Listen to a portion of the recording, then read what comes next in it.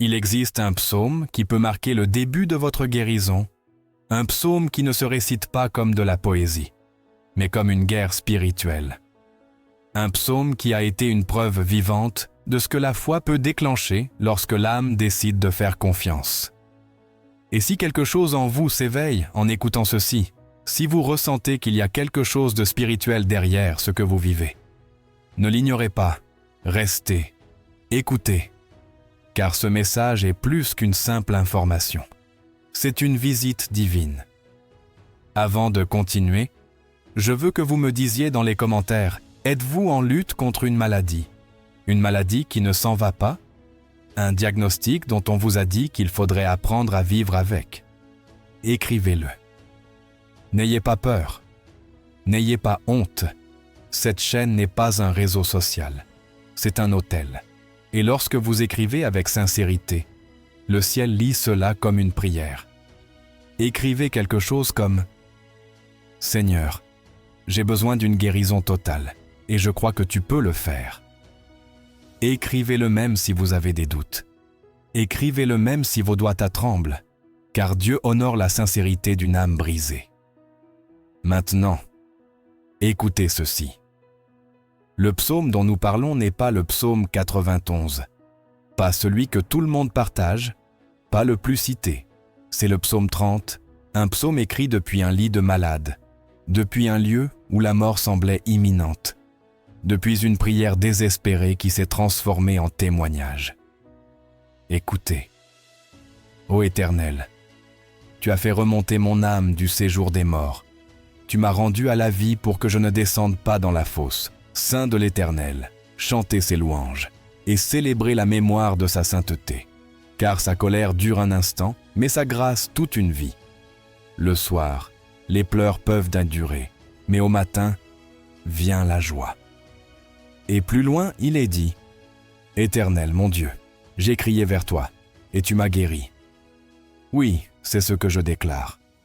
J'ai crié vers toi, et tu m'as guéri. Il ne dit pas, « Tu m'as amélioré. » Il ne dit pas, « Tu m'as consolé pendant que je souffrais. » Il dit, « Tu m'as guéri. » Mais cela n'a pas été automatique. C'était un processus, un cri, un abandon total. Parce qu'il ne s'agit pas de répéter un psaume comme une recette magique. Il s'agit de vivre dans la foi, de s'abandonner, de regarder vers le ciel et de dire « Je n'ai plus le contrôle. » Mais toi, oui. Et si vous êtes à ce point, si vous avez épuisé toutes vos forces, vous êtes exactement au bon endroit pour que Dieu fasse un miracle. Maintenant, je veux vous raconter une histoire vraie. Une histoire que beaucoup ne connaissent pas. Une histoire qui pourrait être la vôtre. Il s'appelle Marcos, il a 56 ans, pasteur à la retraite.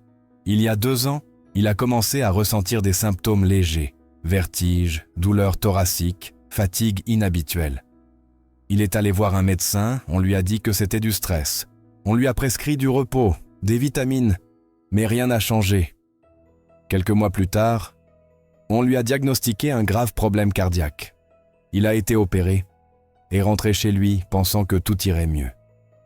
Mais non, il a commencé à souffrir d'insomnie, puis de dépression, puis de douleurs inexpliquées dans les os que aucun examen ne pouvait justifier.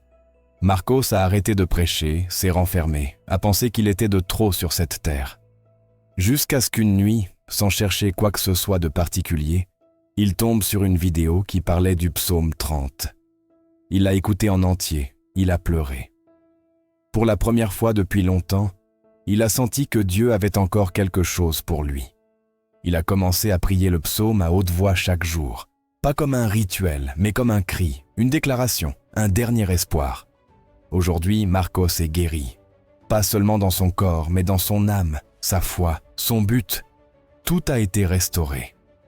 Et quand on lui demande ce qui a changé, il répond simplement « J'ai recommencé à croire, à faire confiance, à parler à Dieu à nouveau. » Maintenant, je vous pose la question. Et si vous faisiez la même chose? Et si ce psaume était pour vous? Et si aujourd'hui n'était pas un jour comme les autres? Et si Dieu utilisait ce moment pour vous montrer que ce n'est pas la fin, mais le début? Écrivez dans les commentaires « Seigneur, Fais avec moi ce que tu as fait avec Marcos. Écrivez-le même si vous ne comprenez pas tout. Écrivez-le comme une déclaration de foi. Et si vous aimez quelqu'un qui est malade, si vous priez depuis longtemps pour un proche, si vous avez l'impression de ne plus savoir quoi faire, écrivez son nom, écrivez-le avec foi. Car nous allons prier, nous allons crier, et nous allons déclarer que ce psaume est aussi pour eux. Et écoutez-moi bien, ce qui vient cette année ne sera pas facile, ne sera pas confortable. Vous le voyez déjà. De nouvelles maladies, des diagnostics confus, une santé mentale brisée, une peur généralisée, mais ce sera aussi une année de miracles, de réponses, de guérisons qui ne viennent pas des médicaments, mais de la foi, de personnes qui reviendront à la vie. Et si vous y croyez, si vous le désirez, si vous êtes pas prêt, écrivez. C'est mon année de guérison totale. Restez avec moi, car nous allons prier ensemble le psaume 30, mot par mot, jusqu'à ce que chaque ligne pénètre votre âme et guérisse vos os. Maintenant, respirez profondément, pas de manière symbolique. Faites-le vraiment. Inspirez comme quelqu'un qui est sur le point de recevoir quelque chose qui n'est pas humain. Car ce que vous allez entendre n'est pas une simple lecture. Ce n'est pas une réflexion spirituelle pour vous divertir. Ce n'est pas un texte sacré répété par habitude. C'est une clé qui peut ouvrir des portes que vous ne saviez même pas fermer. C'est un manteau de guérison qui s'étend comme une ombre sur votre vie. C'est un acte de foi sous forme de mots.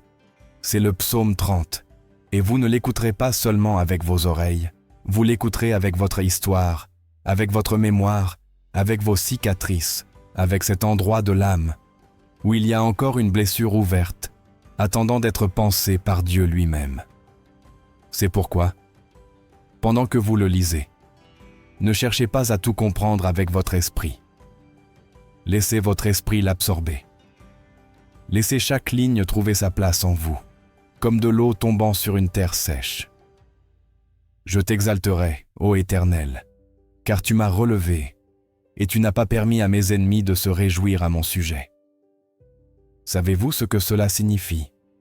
Que même lorsque tout semblait perdu, lorsque tout le monde pensait que c'était fini, lorsque l'ennemi se préparait à rire de votre chute, Dieu ne l'a pas permis. Il y avait une main invisible qui vous soutenait. Peut-être ne l'avez-vous pas vue. Peut-être avez-vous pensé que c'était de la chance, mais ce n'était pas de la chance, c'était de la miséricorde. C'était une main ferme qui disait « L'attaque s'arrête ici ». Car oui, votre maladie a pu être un piège pour que l'ennemi se moque de vous, mais Dieu ne l'a pas laissé faire. Et si vous êtes arrivé jusqu'à ce moment, jusqu'à cette parole, c'est parce que le ciel a décrété que ce n'est pas encore votre fin. Et cette seule pensée devrait vous faire relever la tête. Éternel, mon Dieu, j'ai crié vers toi et tu m'as guéri. Il ne dit pas « tu m'as donné des forces pour supporter ». Il ne dit pas « tu m'as donné de la patience pour tolérer la douleur ». Non, tu m'as guéri.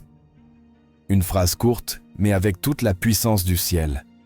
Tu m'as guéri. Cette phrase est une guerre gagnée. C'est un cri de victoire. C'est la preuve qu'un cri sincère, même s'il sort de lèvres tremblantes, même s'il est prononcé entre les larmes, même s'il est dit depuis un lit froid ou une nuit d'insomnie, atteint le trône, touche le cœur de Dieu et ne reste pas sans réponse. Si ce message a touché votre cœur, priez le Seigneur. Et si vous le ressentez dans votre esprit, soutenez cette œuvre par une offrande d'amour. Votre générosité nous aide à continuer à porter la parole de Dieu à plus de personnes qui ont besoin d'espoir. Écrivez dans les commentaires, si vous l'osez, « Seigneur, je crierai vers toi et tu me guériras ». Écrivez-le même si cela fait mal. Écrivez-le comme quelqu'un qui plante un drapeau sur sa douleur, car quelque chose s'active lorsque votre bouche le dit et que votre âme y croit. Ô Éternel, tu as fait remonter mon âme du séjour des morts. Tu m'as rendu à la vie pour que je ne descende pas dans la fosse. Ce n'est pas une métaphore, c'est une expérience. C'est quelqu'un qui a senti qu'il mourait. qu'il n'y avait plus de retour en arrière, qu'il descendait lentement vers une fin inévitable. Vous êtes-vous déjà senti ainsi? Comme si vous n'aviez plus d'avenir, comme si chaque jour était une triste répétition du précédent, comme si votre âme était enterrée vivante, comme si, bien que vous respiriez, vous descendiez en réalité, lentement, silencieusement, comme quelqu'un qui ne lutte plus. Si c'est vous, alors ces mots sont votre miroir. Car ce verset ne dit pas seulement que Dieu a sauvé le corps, il dit qu'il a fait remonter l'âme.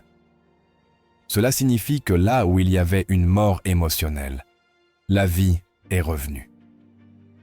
Là où il y avait des ténèbres, la clarté est venue. Là où il y avait de la résignation, un but est apparu. Et c'est ce que Dieu veut faire avec vous maintenant. Vous ressusciter de l'intérieur. C'est pourquoi je veux que vous ne partiez pas sans laisser un commentaire qui soit comme un cri de l'âme. Pas une phrase jolie, pas quelque chose de formel. Écrivez ce que vous ressentez vraiment. Vous sentez-vous descendre dans le séjour des morts, comme quelqu'un qui a cessé de vivre? Dites-le. Écrivez-le ainsi. Seigneur, j'ai l'impression de descendre, mais aujourd'hui je crois que tu peux me faire remonter. Écrivez-le comme quelqu'un qui jette une ancre vers le ciel, car cet acte de foi ne sera pas ignoré. Car sa colère dure un instant, mais sa grâce toute une vie. Le soir, les pleurs peuvent avoir duré, mais au matin, vient la joie. Peut-être êtes-vous dans la nuit depuis longtemps, une nuit sans fin, des pleurs que personne ne voit, une amertume accumulée, des prières qui sortent d'un oreiller mouillé de larmes que vous ne saviez même plus pouvoir verser. Mais cette parole ne ment pas. La nuit a une fin. Les pleurs ont une date d'expiration. Et même si la nuit semble longue, la grâce de Dieu est éternelle. Elle ne dure pas une saison, elle ne dépend pas de votre comportement. Sa grâce dure toute une vie, et cela inclut cette saison obscure, cette maladie, cette étape de confusion, cette guerre intérieure. Sa grâce est toujours sur vous, même si vous ne la ressentez pas, même si vous ne la comprenez pas, même si tout semble crier le contraire, sa grâce est toujours sur vous. Et si vous pouvez y croire, si même une petite partie de vous y croit, écrivez-le, déclarez-le, dites « Je suis dans la nuit, mais mon matin viendra ».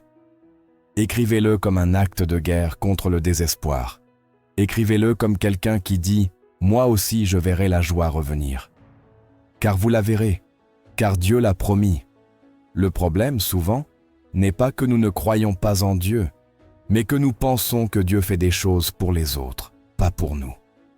Nous lisons des témoignages, nous voyons d'autres raconter leurs miracles, nous entendons des phrases comme « Dieu m'a guéri, il m'a relevé, ma douleur est partie ». Et même si nous hochons la tête, au fond de nous, quelque chose dit « Moi aussi j'ai prié, moi aussi j'ai crié, pourquoi pas moi ?» Ce n'est pas un manque de foi, c'est l'âme qui demande une réponse. Car il arrive un moment où l'on ne sait plus comment demander, si l'on prie assez, si Dieu écoute encore. Et c'est là, précisément là, que ce psaume entre en jeu. Car ce psaume n'a pas été écrit par quelqu'un qui allait bien. Il a été écrit par quelqu'un qui était au bord de la mort, de l'abandon, de l'effondrement. Et c'est depuis ce bord qu'il a crié, qu'il a clamé, et Dieu l'a entendu. Tu as changé mes lamentations en danse, tu as défait mon sac, et tu m'as revêtu de joie. Relisez cela, et laissez ces mots vous traverser. Tu as changé mes lamentations en danse. Savez-vous ce que cela signifie? Que la tristesse que vous portiez en silence, ce poids que vous traînez depuis des mois, voire des années, cet nuage qui ne se dissipe pas, peut changer. Pas avec de la motivation, pas avec de belles phrases, mais avec le toucher de Dieu. Lui seul transforme ce que les autres disaient être la fin en un commencement. Lui seul prend une saison de maladie et la transforme en témoignage.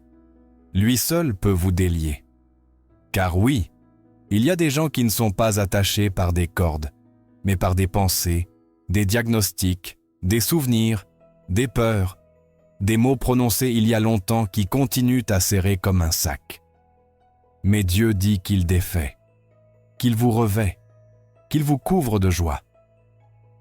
Et ce n'est pas une émotion superficielle, c'est une restauration profonde. C'est pourquoi je veux que vous écriviez maintenant dans les commentaires cette phrase avec une âme ouverte. Seigneur, défais ma douleur et revêt-moi de joie. Écrivez-le comme un acte de renoncement à la lamentation. Écrivez-le comme quelqu'un qui laisse derrière lui une saison de douleur. Écrivez-le même si vous pleurez encore, car l'écrire est une semence. Et Dieu ne laisse pas les semences tomber dans le vide. Et si vous pensez que cela est pour les autres, si vous sentez que vous n'êtes pas digne, que vous n'avez pas assez prié, que votre foi n'est pas assez grande pour voir un miracle, laissez-moi vous dire quelque chose. Ce psaume a été écrit par un homme qui a aussi échoué, qui a douté, qui s'est senti loin, mais Dieu l'a écouté quand même. Car la guérison ne se gagne pas, elle se reçoit. La restauration n'est pas une récompense, c'est une grâce.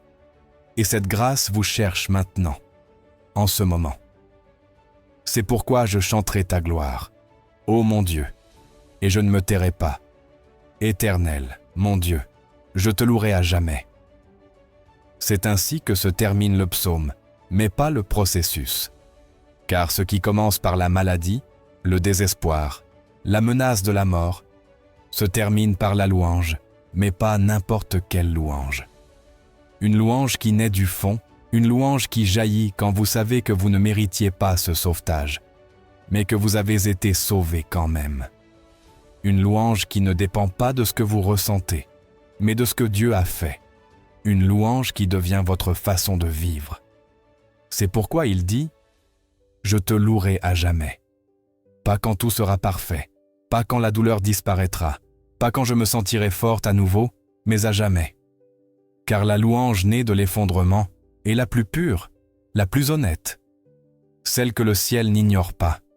Si quelque chose dans ce psaume a touché votre âme, si une phrase vous a brisé intérieurement, si un mot a résonné avec ce que vous vivez, ne restez pas silencieux. Écrivez-le. Dites-moi dans les commentaires quelle partie de ce psaume vous a semblé être pour vous. Était-ce « Tu m'as guéri » Était-ce « Tu as changé mes lamentations » Était-ce « Je ne me tairai pas » Écrivez cela. Écrivez-le comme quelqu'un qui lève la main au milieu de la bataille, comme quelqu'un qui dit « Je suis ici » et cette parole était pour moi. Car si Dieu cherche quelque chose en ce temps, ce ne sont pas des gens parfaits, ce sont des cœurs honnêtes, des gens qui osent dire « Je suis brisé, je suis malade, je suis fatigué, mais je crois encore que tu peux faire quelque chose. » Êtes-vous l'un d'eux? Alors écrivez-le maintenant. Seigneur, je ne me tairai pas. Cette parole, je la reçois comme mienne. Restez avec moi, car ce n'est pas fini. Nous allons faire une prière comme le faisait Billy Graham. Directe, avec foi, sans peur, avec révérence et avec autorité. Car vous ne sortez pas de ce message inchangé. Votre esprit le sait. Peut-être que pendant que vous écoutiez ce psaume, alors que chaque mot pénétrait peu à peu votre âme, une question vous est venue. Est-ce que ça marche vraiment? Quelqu'un a-t-il été guéri simplement en priant un psaume avec foi? Et la réponse est oui. Pas une fois, pas par accident, pas par coïncidence, mais comme un modèle de foi que Dieu honore. Car lorsqu'un cœur brisé décide de croire, le ciel ne reste pas silencieux. Et si vous avez encore du mal à l'imaginer, laissez-moi vous raconter une histoire. Une histoire qui n'est pas célèbre, qui n'a pas fait les gros titres, qui ne circule pas sur Instagram, mais que le ciel connaît, car c'était un miracle discret, mais réel. Aussi réel que ce que vous pourriez vivre si vous y croyez. Elle s'appelle Elvira, elle a 64 ans, elle vit au Pérou. Pendant 3 ans, elle a vécu avec un diagnostic qui semblait irréversible, une maladie auto-immune qui affectait sa peau, ses articulations, et peu à peu, son moral. Chaque semaine, une nouvelle pilule. Chaque mois, une nouvelle consultation. Avec le temps, son corps a commencé à dire « assez ». Elle ne dormait plus. ne sortait plus de chez elle. Sa vie entière tournait autour du traitement. Et le pire, c'est que sa foi aussi était malade. Car elle a commencé à se demander pourquoi Dieu permettait cela. Pourquoi priait-elle sans que rien ne change? Pourquoi chaque dimanche entendait-elle que Dieu est un guérisseur, et pourtant elle restait la même?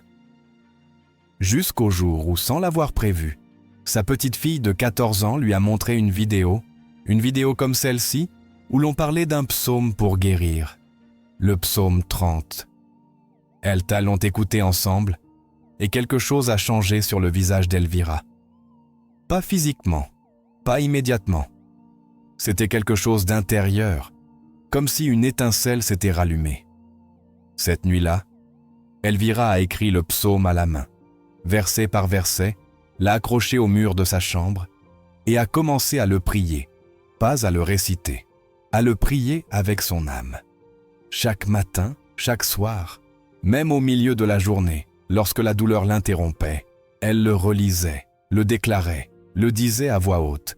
« J'ai crié vers toi, et tu m'as guéri. » Non pas parce qu'elle était déjà guérie, mais parce qu'elle croyait en l'invisible, en ce qu'elle ne ressentait pas encore, mais que son esprit savait venir.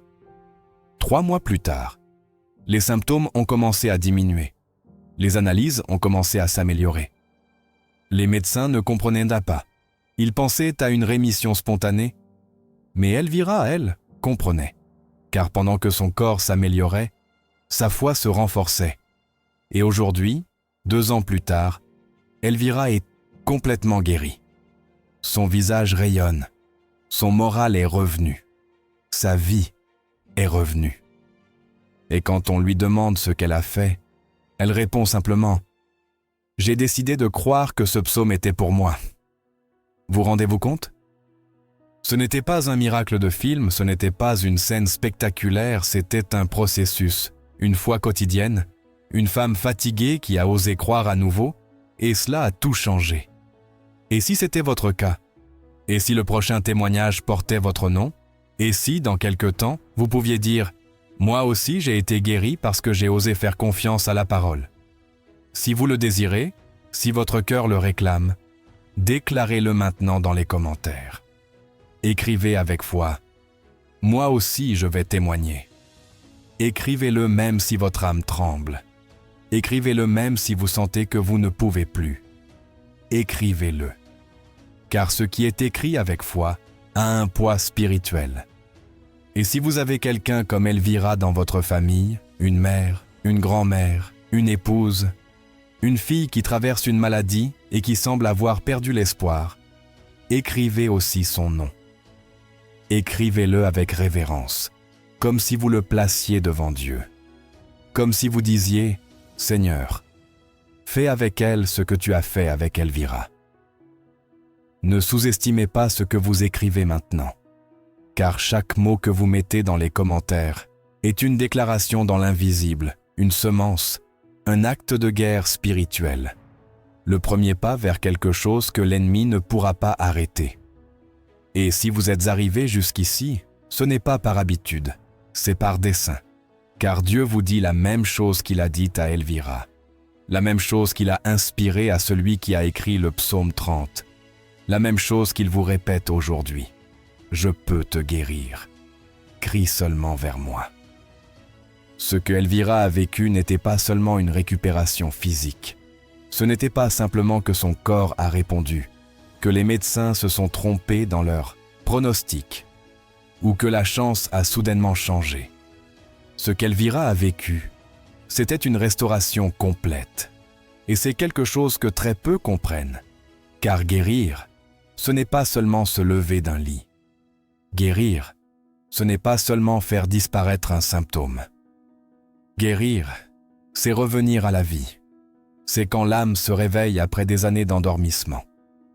C'est quand la foi, qui semblait éteinte, se rallume comme une flamme cachée sous les cendres de la routine, de la peur, de la fatigue spirituelle. Guérir, c'est regarder à nouveau vers le ciel sans sentir un mur entre vous et Dieu. C'est quand vous ne vivez plus en mode résistance, mais en mode dessein. c'est quand vous cessez de dire « je survis » pour dire « je recommence à vivre ». Et cette transformation, c'est ce qui est réellement arrivé à Elvira. C'est pourquoi il est si important que vous l'écoutiez, pas comme une histoire étrangère, pas comme un témoignage émouvant qui touche pendant quelques secondes, mais comme un signe direct pour vous. Car beaucoup de ceux qui regardent cette vidéo n'ont pas seulement besoin d'une guérison physique, ils ont besoin de revenir à la vie. Ils ont besoin que leur âme soit touchée, que leur espoir soit restauré, que leur prière retrouve du feu. Soyons honnêtes, il y a des gens qui se sont guéris du corps, mais qui restent malades à l'intérieur, qui n'ont plus de symptômes, mais pas de but non plus, qui n'ont plus de fièvre, mais continuent d'avoir peur, qui ne prennent plus de pilules, mais portent une tristesse qui ne part pas. Et si cela vous semble familier, si dans un coin de votre cœur vous savez que vous êtes dans cet état, alors ce message n'était pas seulement pour vous émouvoir, il était pour vous briser et vous reconstruire avec une foi nouvelle, une foi qui ne dépend pas de ce que vous ressentez, ni de ce que dit le médecin, ni de combien de fois vous avez prié sans voir de réponse. Une foi qui, comme celle d'Elvira, ose simplement dire « ce psaume est pour moi ». C'est pourquoi maintenant je veux que vous preniez ce moment non seulement pour regarder la vidéo, mais pour participer, pour agir, pour cesser d'être seulement un auditeur, car Dieu ne cherche pas des spectateurs. Il cherche des guerriers, des fils et des filles qui disent « Moi aussi, j'ai mal.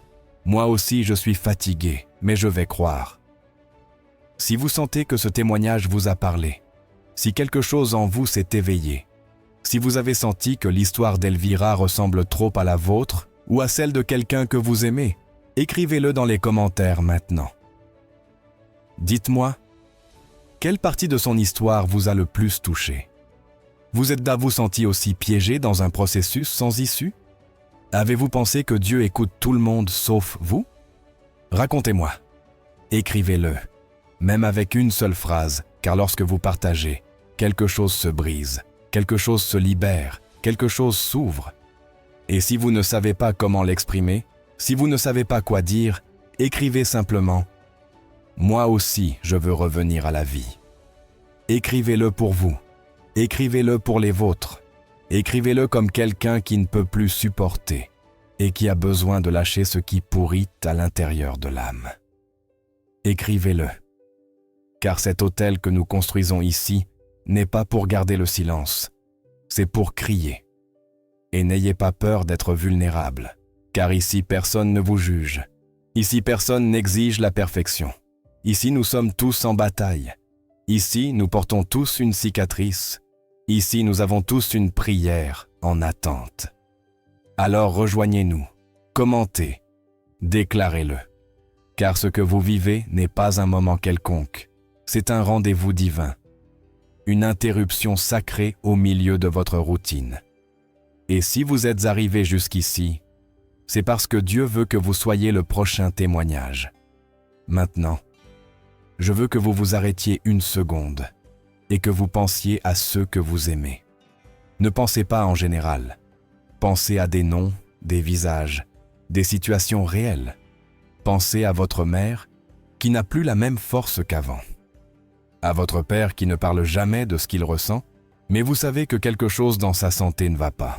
Pensez à vos enfants, à la manière dont ils grandissent dans un monde plein de chaos, de peur, de confusion.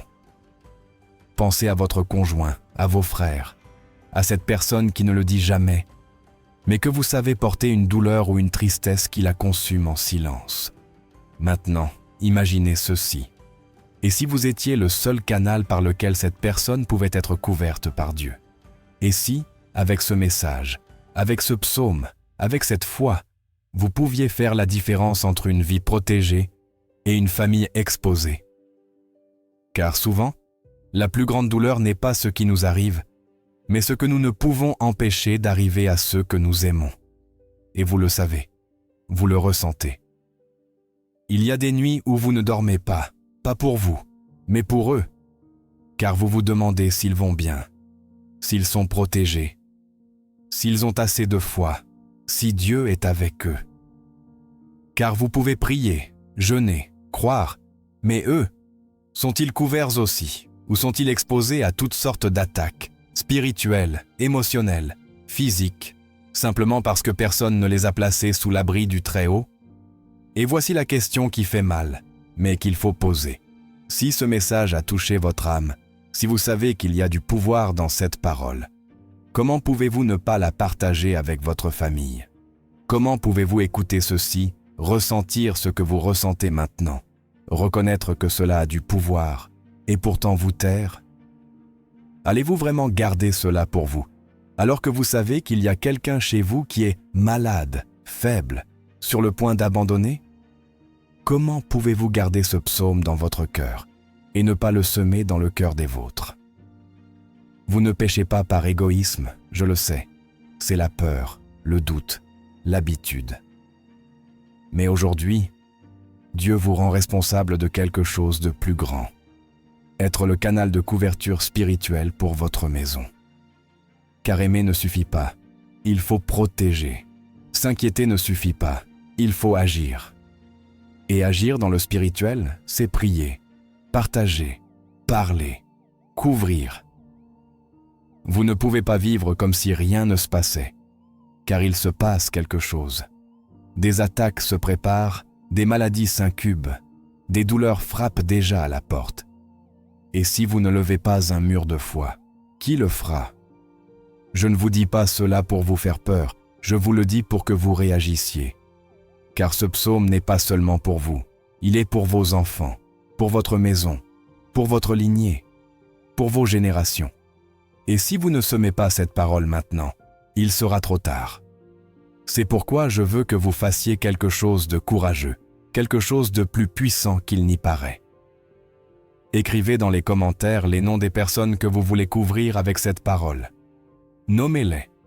Écrivez-les comme si vous les remettiez à Dieu, comme si vous disiez « Seigneur, place-les sous ton ombre ». Écrivez-le avec des larmes, si nécessaire. Écrivez-le avec urgence, car cet acte simple, cet acte d'écrire, est une forme d'intercession. C'est le premier pas pour ouvrir une porte de protection spirituelle sur leur vie. Et si vous ne savez pas comment le dire, je vous donne ces mots.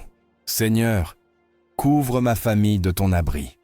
Que ce psaume les protège comme il me protège. Écrivez-le. Écrivez-le comme quelqu'un qui ne veut plus se taire, comme quelqu'un qui réalise que s'il n'agit pas maintenant, il pourrait être trop tard. Écrivez-le non pas par peur, mais par foi. Car vous ne pouvez pas contrôler l'avenir, mais vous pouvez le couvrir. Vous pouvez placer le nom de votre enfant sur cet autel. Vous pouvez remettre votre mère malade entre les mains de Dieu. Vous pouvez confier ce frère éloigné de la foi. Et lorsque vous le faites, le ciel répond. Dites-moi maintenant dans les commentaires, pour qui criez-vous aujourd'hui? Qui aimez-vous au point que cela vous fait mal de l'imaginer sans protection? Écrivez-le, déclarez-le, car pendant que vous priez dans le secret, Dieu agit dans l'invisible. Car ce qui est le plus puissant dans la parole de Dieu, ce n'est pas seulement ce qu'elle promet, mais ce qu'elle a déjà accompli.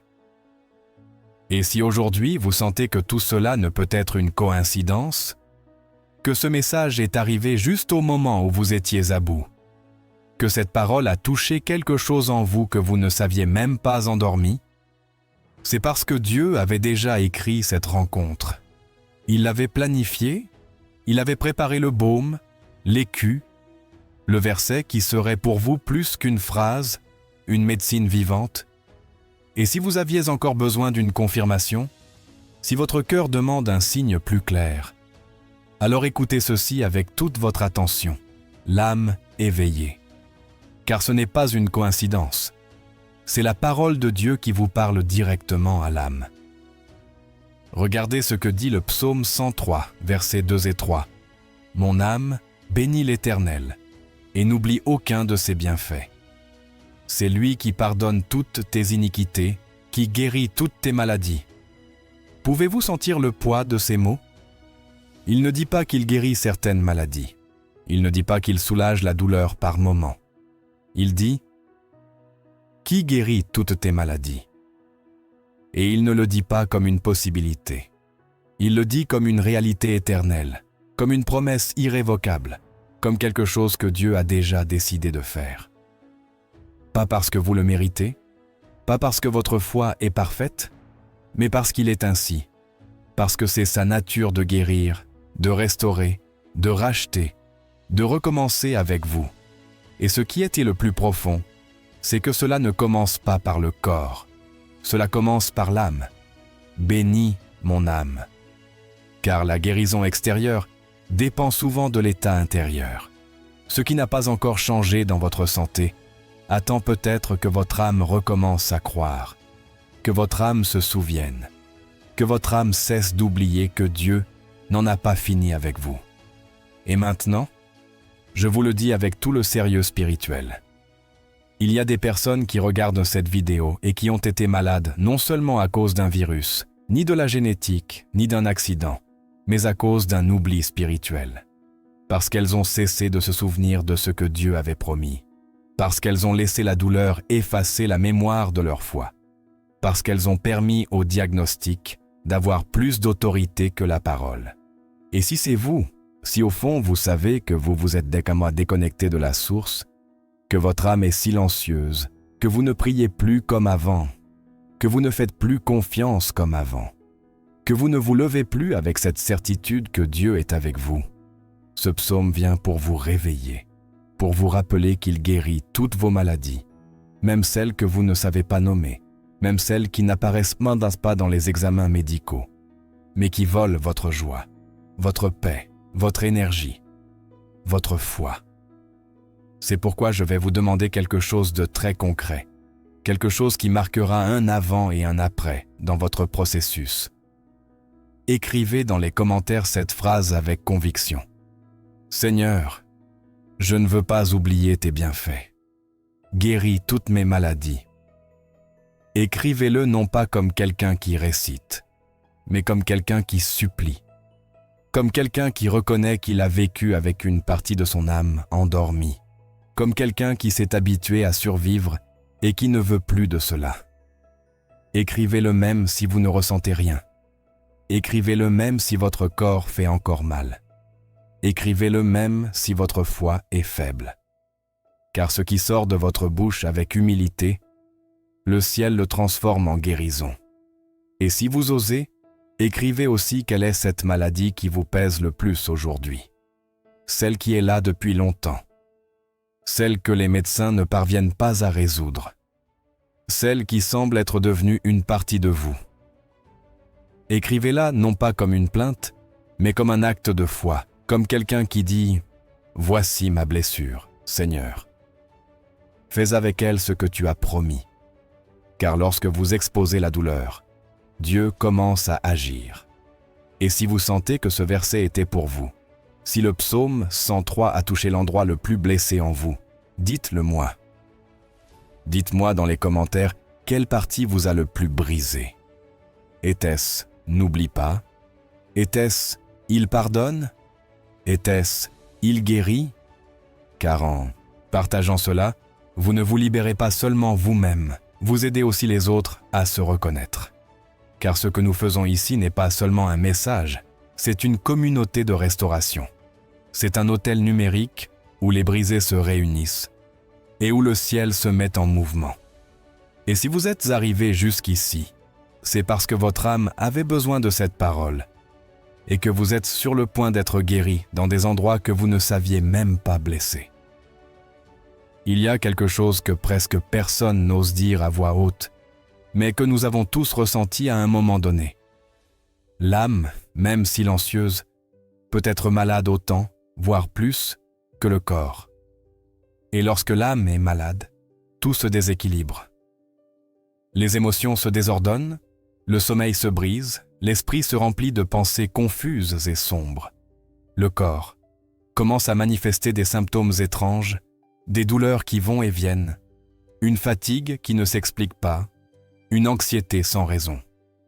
Et le problème, c'est que personne ne le remarque, car vous semblez aller bien, car vous parvenez à continuer à fonctionner, car vous continuez à travailler, à cuisiner, à saluer, à publier sur les réseaux sociaux. Mais à l'intérieur, il y a une douleur qui ne s'arrête pas, une maladie qui n'apparaît pas sur les radiographies, un nœud que vous portez à l'intérieur et que personne ne sait défaire. Et alors, vous souriez à l'extérieur pendant que vous vous éteignez à l'intérieur. Tout le monde pense que vous allez bien et vous faites semblant de le croire aussi. Mais vous savez que quelque chose ne va pas, qu'il y a une blessure ouverte dans l'âme qui saigne en silence. Et cela aussi a besoin de guérison. C'est pourquoi ce psaume, le 103, n'a pas été écrit seulement pour ceux qui ont de la fièvre ou un diagnostic clinique. Il a été écrit pour les brisés, pour les épuisés, pour ceux qui sont fatigués de faire semblant d'être forts, pour ceux qui ont le corps sain mais l'esprit en ruine, pour ceux qui portent des culpabilités, des déceptions, des trahisons, des vides qui ne se comblent pas. Et pour ceux qui, sans savoir comment l'expliquer, sentent qu'il y a quelque chose en eux qui s'est brisé il y a longtemps et qui n'a jamais été reconstruit. Si vous écoutez ceci, et qu'une partie de vous se reconnaît dans ces mots, alors ne le taisez plus, car ce qui n'est pas dit rend malade, et ce qui est confessé commence à guérir. C'est pourquoi maintenant, je veux que vous preniez un pas de foi, un pas réel, visible, qui va au-delà de simplement regarder cette vidéo en silence. Écrivez dans les commentaires la maladie que vous sentez venir de l'âme. Est-ce une tristesse qui ne part pas, un souvenir que vous ne parvenez pas à lâcher, une peur qui vous empêche de vous reposer, une blessure de l'enfance, une déception avec Dieu? Écrivez-le tel qu'il vient, sans ornement, sans théologie, sans filtre.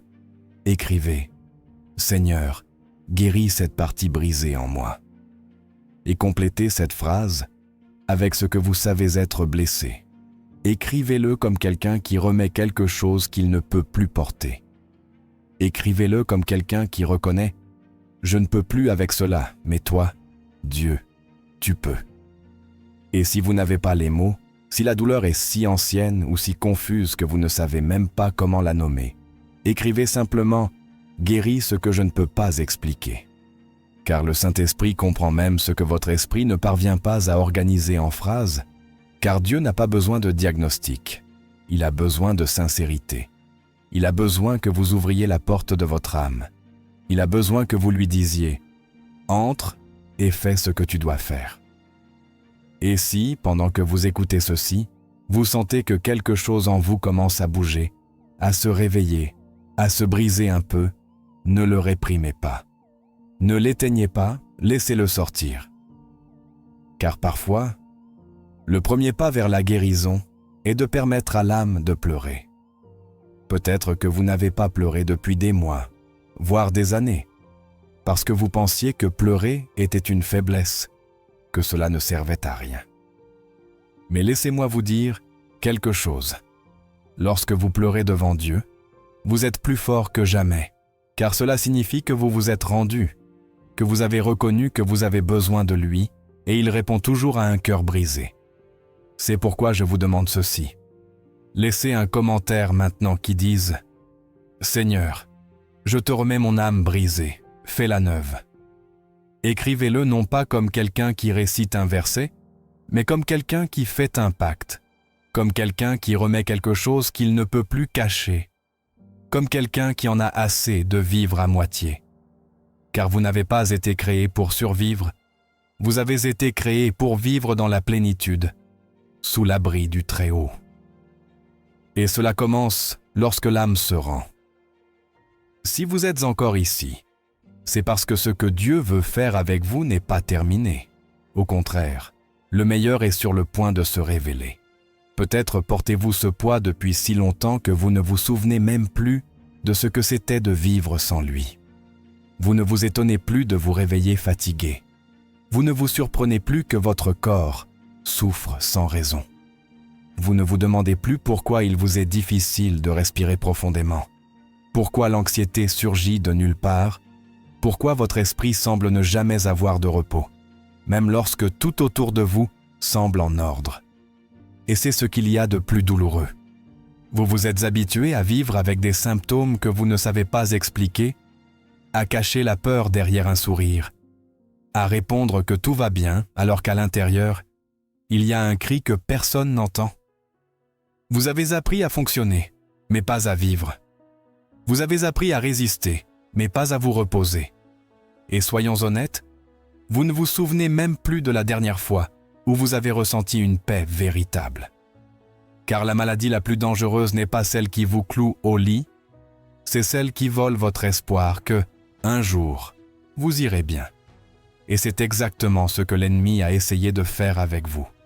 Non seulement toucher votre corps, mais éteindre votre esprit, vous déconnecter peu à peu de la foi, vous convaincre que Dieu est distant, qu'il n'y a plus de miracle pour vous, que c'est votre nouvelle normalité, que vous vivrez toujours ainsi, en survivant, en demandant des forces pour arriver à la fin de la journée.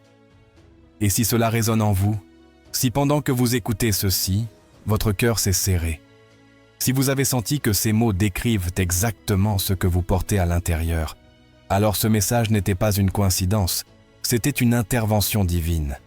Car Dieu ne veut pas que vous viviez plus ainsi, car ce n'est pas une vie, c'est de l'usure, c'est une guerre spirituelle déguisée en routine, c'est une maladie de l'âme que seul lui peut guérir.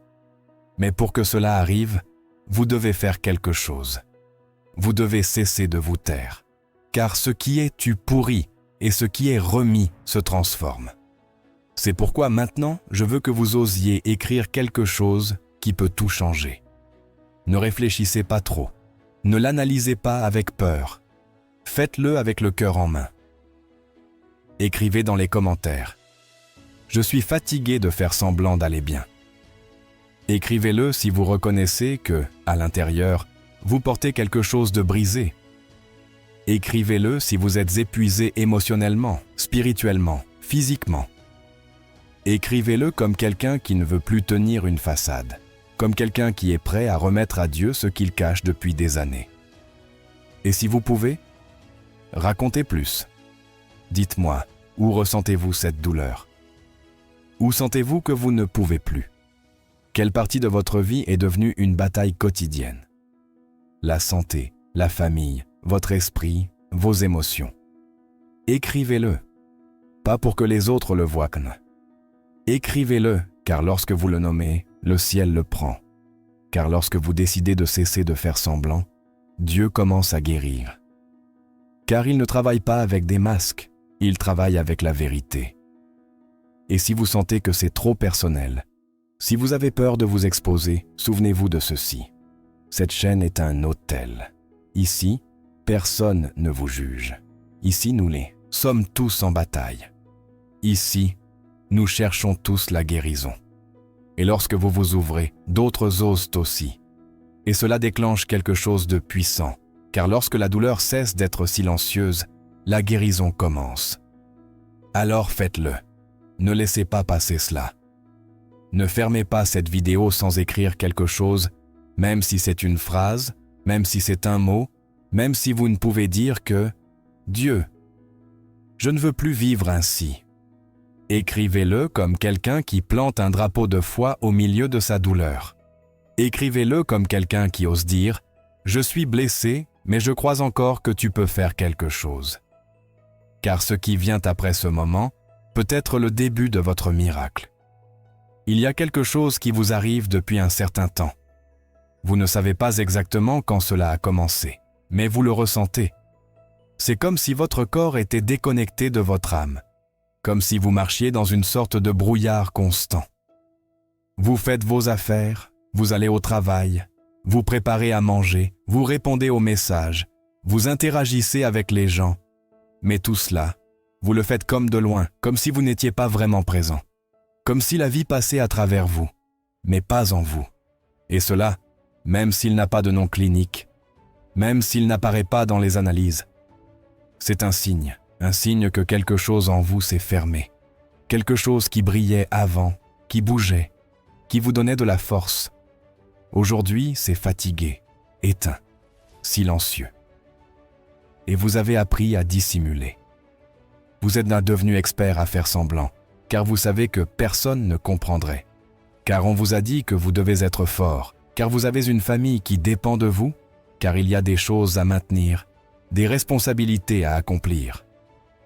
Mais la vérité est celle-ci. Vous n'en pouvez plus. Vous le savez, vous le ressentez.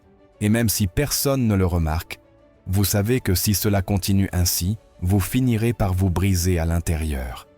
Et c'est exactement ce que l'ennemi veut. Que vous continuiez à vous taire. Que vous continuiez à porter seul. Que vous pensiez que ce poids est le vôtre et qu'il n'y a personne pour vous aider. Car plus vous gardez cette douleur longtemps, plus elle s'en mêle en vous, plus il devient difficile de la lâcher. Et c'est pourquoi cette parole est arrivée jusqu'à vous, pas comme un conseil, pas comme une motivation bon marché, mais comme un cri du ciel qui vous dit « Assez, ça suffit. Ce n'est pas le plan de Dieu pour vous. Vous n'êtes pas né pour vivre ainsi. Vous n'êtes pas né pour vous habituer à l'angoisse. Vous n'êtes pas né pour avoir peur de vos propres pensées. Vous n'êtes pas né pour regarder l'avenir avec le cœur serré. Vous avez été créé pour vivre sous une couverture, sous la grâce, sous un dessein. Et cette vie vous attend encore. C'est pourquoi aujourd'hui Dieu veut que vous fassiez quelque chose que vous ne faites jamais. Quelque chose qui vous coûte peut-être, qui vous fait peut-être honte, mais qui était nécessaire. Il vous demande de parler, d'écrire, de dire ce qui fait mal, de briser le silence, car le silence a été votre prison. Car il y a des pensées qui tournent en vous depuis des semaines, des mois, voire des années, sans que personne ne le sache. Car vous êtes devenu expert à faire semblant que tout va bien, alors que... Et si, maintenant, vous sentez un nœud dans la gorge, si vos yeux se sont remplis de larmes sans que vous vous y attendiez, s'il y a une partie de vous qui s'est éveillée comme cela n'était pas arrivé depuis longtemps, c'est l'Esprit de Dieu qui touche le plus profond de vous. Ne l'ignorez pas. Ne fermez pas ceci sans écrire, sans laisser une marque de foi, un signe dans l'invisible. Car lorsque vous osez parler, le ciel répond, et votre processus de guérison commence. Dites-moi dans les commentaires quelle partie de vous a besoin d'être guérie aujourd'hui, ce que vous portez que personne d'autre ne sait, ce que vous n'avez pas pu lâcher. Faites-le pour vous, faites-le pour votre âme, faites-le parce que ce peut être la dernière fois que Dieu vous parle aussi clairement avant le miracle. Il y a des moments où l'âme arrive à un point si fragile, si épuisée, si au bord, qu'elle ne sait même plus comment demander de l'aide. Vous y avez été, je le sais, peut-être y êtes-vous maintenant. Et c'est dans ces moments que la voix de Dieu n'arrive pas comme un tonnerre du ciel, mais comme un murmure qui se glisse entre la douleur, comme une parole qui apparaît juste au moment où vous étiez sur le point d'abandonner.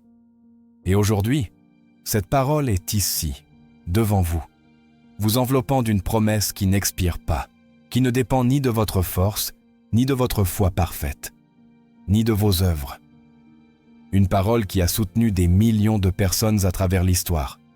Des gens comme vous, comme moi, des gens qui un jour ont senti qu'ils n'en pouvaient pas plus, et qui ont alors lu ceci.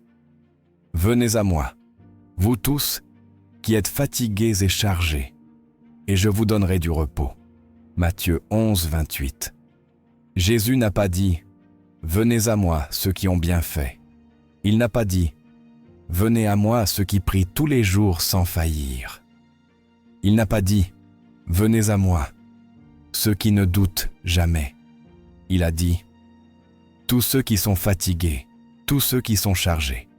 Car il savait, il sait qu'il y a des fardeaux qui ne se voient pas, qu'il y a des fatigues qui ne s'expliquent pas, qu'il y a des luttes intérieures que personne d'autre ne peut comprendre, que le corps peut être debout, pendant que l'âme rampe à l'intérieur. Et c'est pourquoi cette invitation est si puissante, car elle ne pose pas de conditions, car elle est pour vous aujourd'hui, ici, en cet instant, tel que vous êtes, fatigué, blessé, confus, sec à l'intérieur, ne sachant pas si vous allez ou venez, sans réponse, mais avec une petite étincelle qui vous a fait rester à écouter ceci. Et cela suffit, car Jésus n'a pas besoin que vous veniez armé de force, il a besoin que vous veniez, que vous vous approchiez, que vous lâchiez ce que vous portiez, que vous lui remettiez ce que vous ne savez même pas expliquer.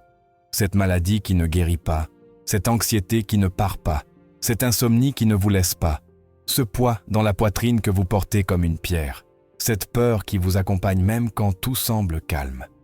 Car il ne vient pas pour vous donner un conseil, il vient pour vous donner du repos. Et c'est pourquoi, maintenant plus que jamais, je veux que vous écriviez quelque chose qui soit votre réponse à cette invitation, non pas pour que les gens le voient, mais pour que le ciel le voie. Écrivez : Seigneur, aujourd'hui je viens à toi avec tout ce que je ne peux plus porter. Et si vous pouvez, racontez-le, détaillez-le, remettez-le. Qu'est-ce que vous ne pouvez plus porter seul ? Quelle est cette partie de votre vie qui crie pour du repos ? Écrivez-le comme quelqu'un qui ne peut plus continuer ainsi, comme quelqu'un qui a compris qu'il n'y a pas de médecine plus efficace que la présence de Dieu, qu'il n'y a pas de guérison sans abandon, qu'il n'y a pas de repos sans remise. Et si vous avez senti que ces mots étaient pandécrits avec votre nom, que chaque verset a été posé comme un pansement sur votre blessure, alors dites-le-moi. Dites-moi, avec quoi luttez-vous aujourd'hui ? Qu'est-ce qui vous épuise à l'intérieur ? Laissez cela dans les commentaires, car cette chaîne, ce moment, cet hôtel, est plus qu'une vidéo. C'est un acte de restauration. C'est Dieu qui vous dit « Tu n'es pas seul, et il est temps de te reposer en moi ». Il y a des choses que l'on apprend à supporter comme si elles étaient pas normales, mais qui, à l'intérieur, vous tuent. Pas avec éclat, pas avec des cris, pas avec des alarmes, mais en silence. Un jour, vous allez bien. Le lendemain, vous avez mal à la tête. Puis, vous ne dormez plus comme avant. Ensuite, vous commencez à ressentir une fatigue qui ne part pas avec le repos. Vous manquez d'air, mais vous n'êtes pas enrhumé. Vous vous sentez épuisé, mais vous n'avez rien fait.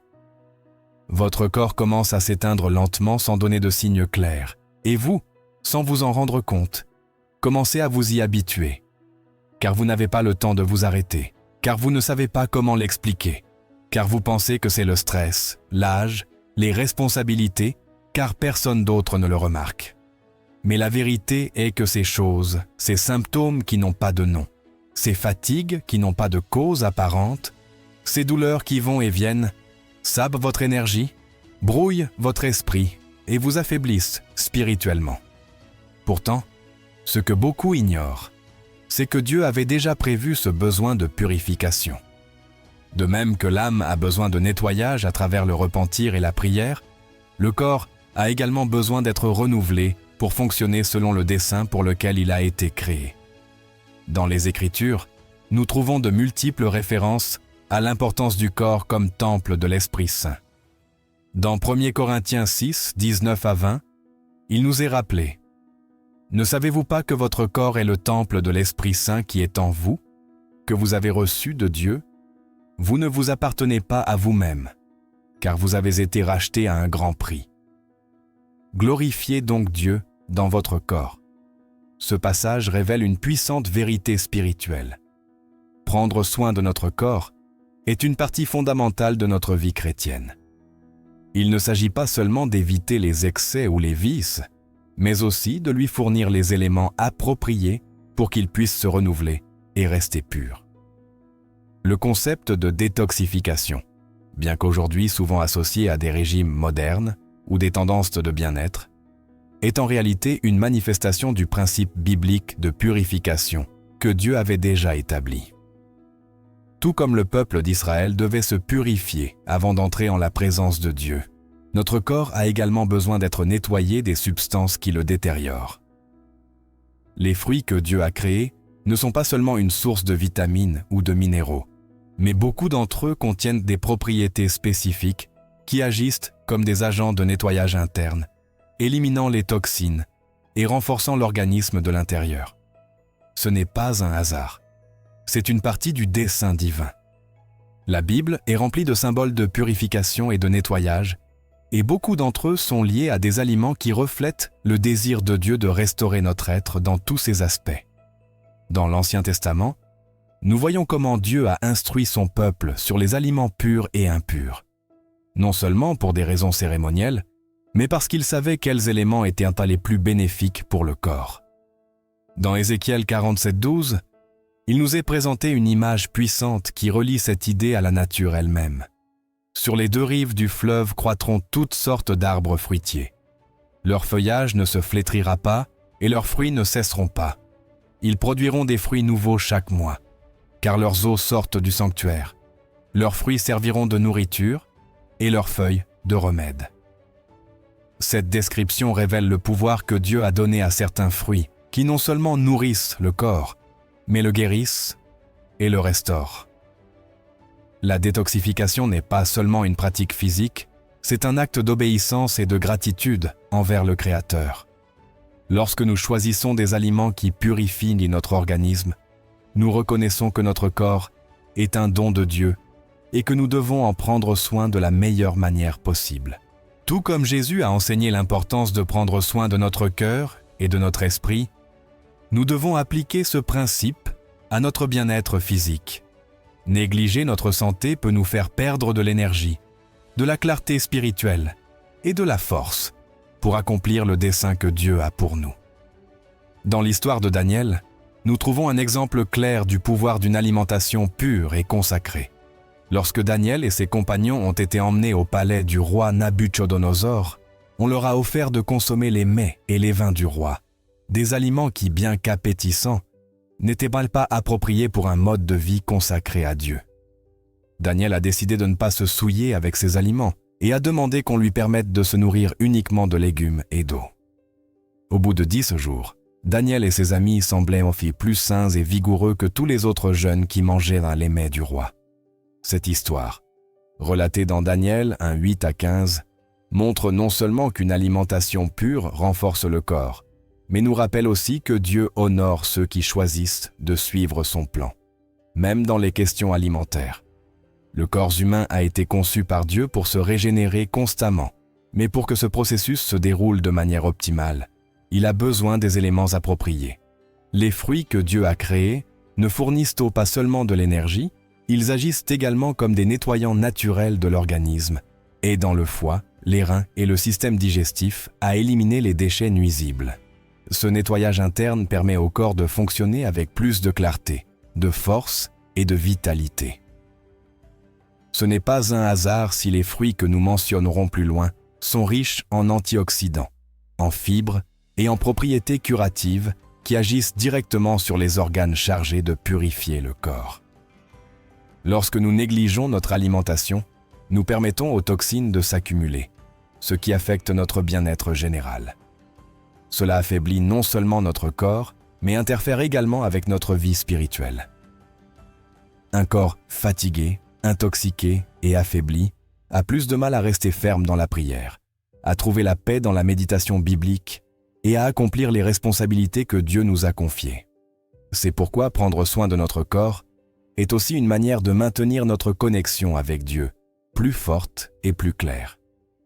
La décision d'incorporer dans notre vie quotidienne des aliments qui purifient et restaurent n'est pas seulement un acte de sagesse, c'est un pas de foi. Lorsque nous choisissons de prendre soin de notre corps comme faisant partie du dessein divin, nous disons à Dieu que nous valorisons le temple qu'il nous a donné. Tout comme les prophètes se préparaient physiquement et spirituellement avant de recevoir une révélation de la part de Dieu, nous aussi pouvons nous approcher de lui avec plus de clarté lorsque notre esprit et notre corps sont en équilibre. Tout au long de l'histoire, les hommes et les femmes qui cherchaient à être plus proches de Dieu ont compris que le soin du corps faisait partie du chemin vers une vie spirituelle pleine. Jésus lui-même a consacré des moments de solitude et de jeûne pour renforcer non seulement son esprit, mais aussi son corps. Dans Matthieu 4:2, il nous est dit qu'après avoir jeûné 40 jours et 40 nuits, il a eu faim.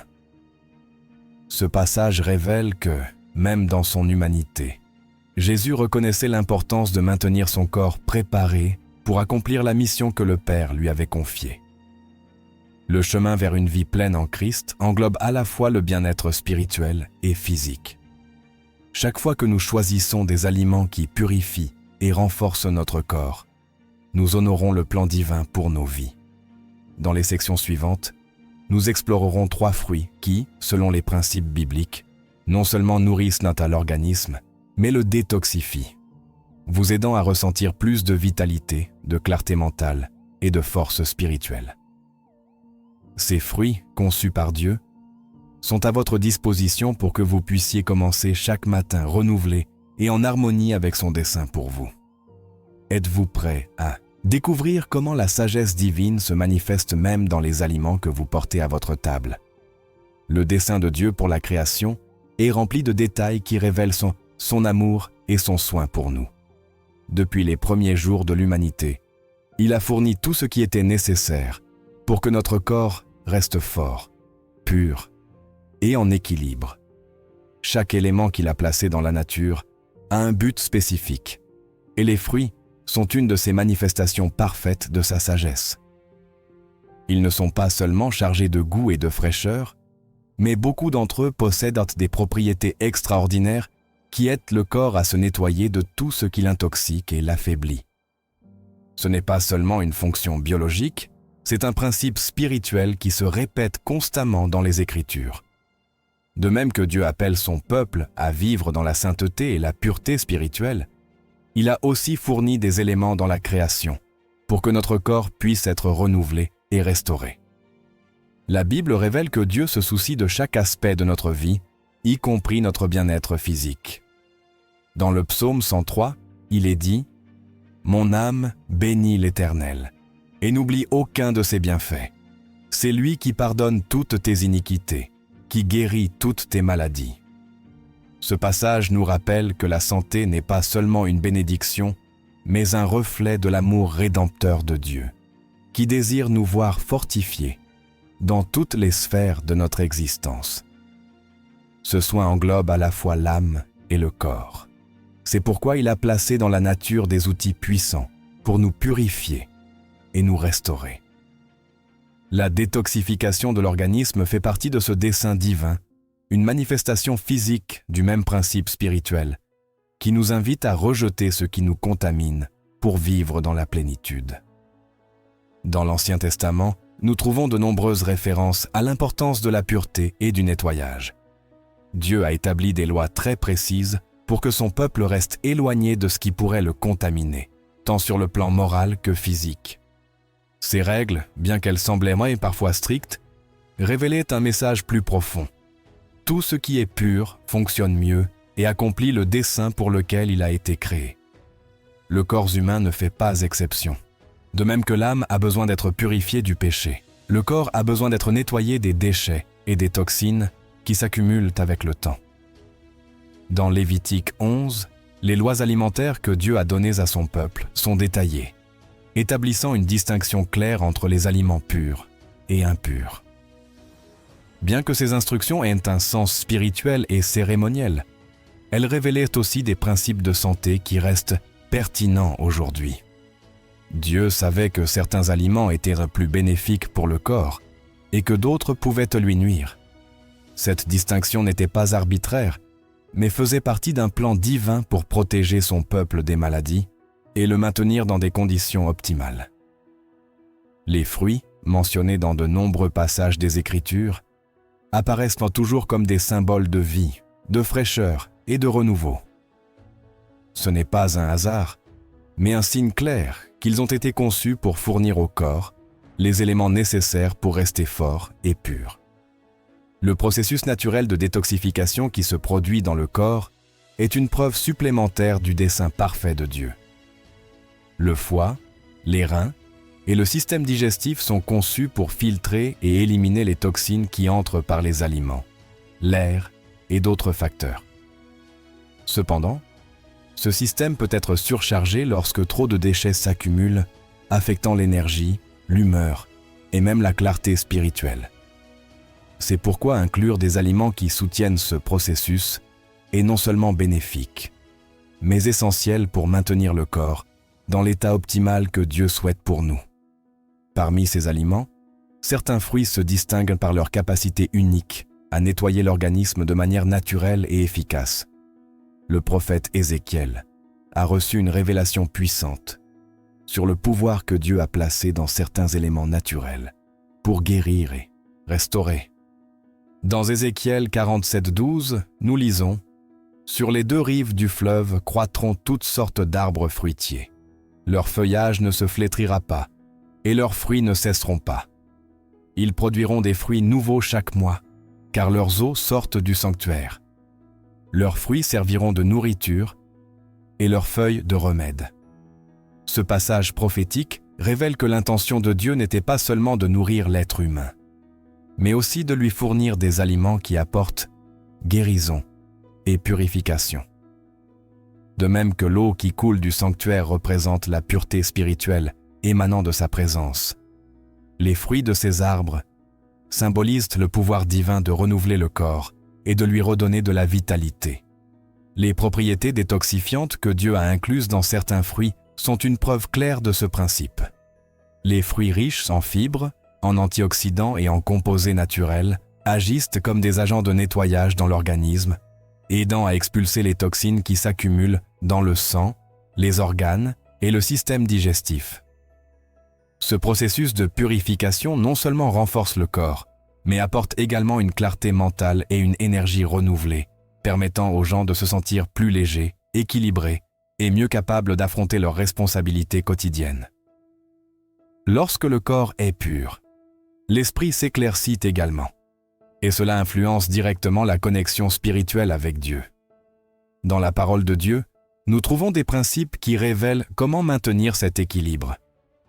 Dans 3 Jean 1:2, il est dit « Bien-aimé, je souhaite que tu prospères à tous égards et que tu sois en bonne santé, comme prospère ton âme. » Ce verset révèle que la santé physique est une manifestation de la prospérité que Dieu désire pour ses enfants, et que maintenir le corps pur fait partie de ce plan. Lorsque nous choisissons des aliments qui soutiennent la détoxification, nous coopérons avec ce dessein divin, permettant au corps de fonctionner selon le plan qu'il a établi dès le commencement.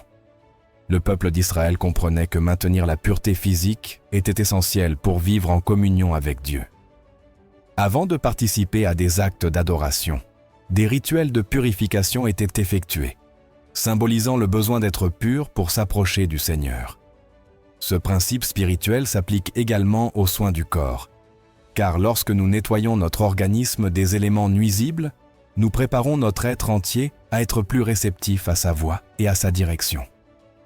Les fruits que Dieu a créés ont non seulement le pouvoir de détoxifier le corps, mais ils reflètent aussi un message spirituel profond. Dans Jean 15:2, Jésus a dit « Tout sarment qui est en moi et qui ne porte pas de fruit, il le retranche, et tout sarment qui porte du fruit, il le purifie, afin qu'il porte encore plus de fruits. » Ce verset illustre comment la purification, tant spirituelle que physique, est essentielle pour produire des fruits abondants dans notre vie. Les fruits que nous consommons, conçus par Dieu, sont un reflet de cette vérité. En purifiant notre corps, nous nous préparons à porter plus de fruits pour sa gloire. En conclusion, les fruits que nous explorerons dans les sections suivantes ne sont pas seulement des aliments, mais des dons divins qui reflètent le soin de Dieu pour chaque aspect de notre être. En les intégrant dans notre vie quotidienne, nous honorons le temple de l'Esprit Saint qu'est notre corps, et nous nous alignons sur le dessein de Dieu pour une vie pleine de vitalité, de clarté et de force spirituelle. Préparez-vous à découvrir comment les fruits que Dieu a créés peuvent transformer votre santé et approfondir votre connexion avec lui, car tout ce qu'il a fait est bon, et tout ce qu'il a créé a un but.